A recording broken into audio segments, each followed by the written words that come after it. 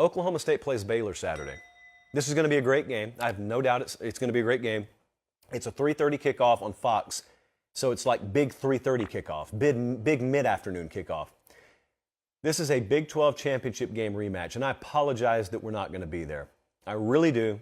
I love both programs. I mean, I have professed my love for Mike Gundy as recently as this past week, and you know that I would room together with Dave Aranda at this point. If he fell on hard times, he needed a place to stay, I'd have a couch for him.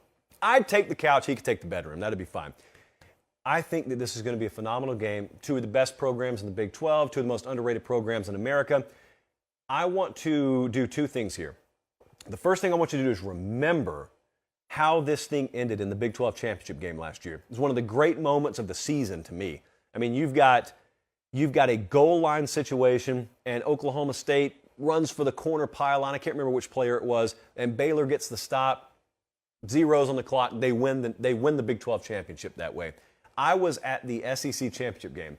As a chorus of you say, of course you were. I was at the SEC championship game, and I was standing next to a good friend of the program, Stuart McNair, who's also the guy that Irv Smith trucked in the end zone when Tua hit Devontae for the national championship win, and then Irv Smith trucked a guy. You've seen that 1,000 times. It was Stuart. So I'm standing next to him in the bowels of Mercedes-Benz Stadium, which are pretty nice because they're new bowels, you know.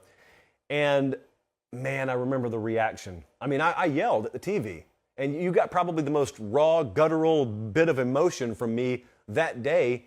And we were about to watch an SEC championship game in person. But, wow, look at that replay. That's how the Big 12 championship game ended last year. And then Dave Aranda's heartbeat, much like Hannibal Lecter, never got above 85. Just total assassin over there, totally cerebral.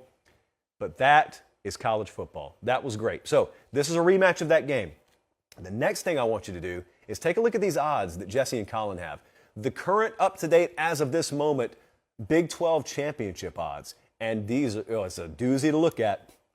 Baylor is the current favorite, but I think, Colin, are they co-favorites or are they favorites? I think they're co-favorites. So Baylor and OU right now are co-favorites to win the Big 12. They're at plus 325 each. Oklahoma State, very close behind, at plus 400. And basically, that's just Vegas saying it's anybody's ball game.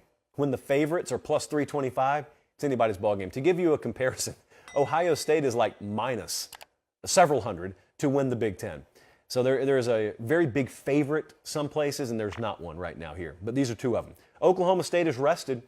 They did not play last week, and Baylor was up in Ames, Iowa, getting a close win against Iowa State. So you do have the rested versus road weary theory here in play if you want to subscribe to that. To me, the most important player in this game is Spencer Sanders, and that's the Oklahoma State quarterback. And I'm going to tell you why.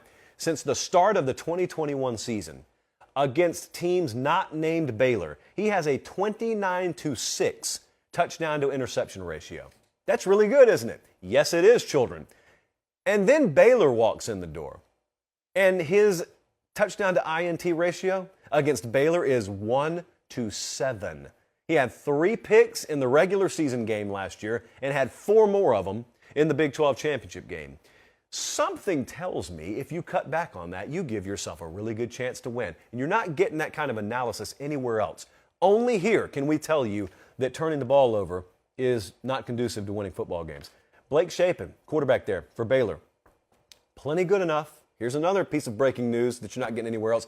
When you don't pressure him, he's plenty good enough to win. Now, he's not putting up Heisman numbers, plenty good enough to win. The big test for this Oklahoma State defense is they've only recorded 17 QB hurries this year. Jim Knowles, the defensive coordinator there, he went to Columbus, Ohio, and the big question is, as he took some of his players with him, how are they going to be this year? So far, they've been okay, but it's hard to forget those points that Central Michigan hung on them. Didn't matter because they won the game, but you tuck that in the back of your mind, and now they head out on the road, and you wonder, can they get after the quarterback enough? And if they can't, does Blake Shapen have just a good enough afternoon to where Baylor can get themselves a 26-23 kind of win?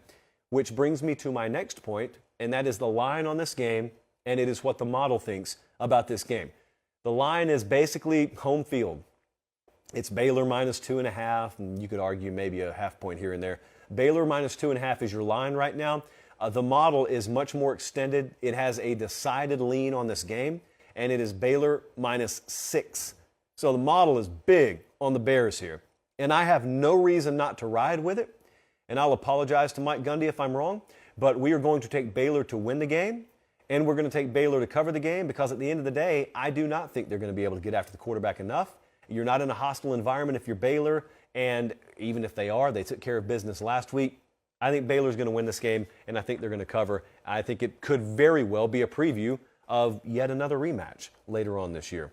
Guys, thanks for watching Late Kick. Make sure and leave a comment. I love interacting with you. But most of all, please like the video and subscribe to the channel. That's how we keep all of this free.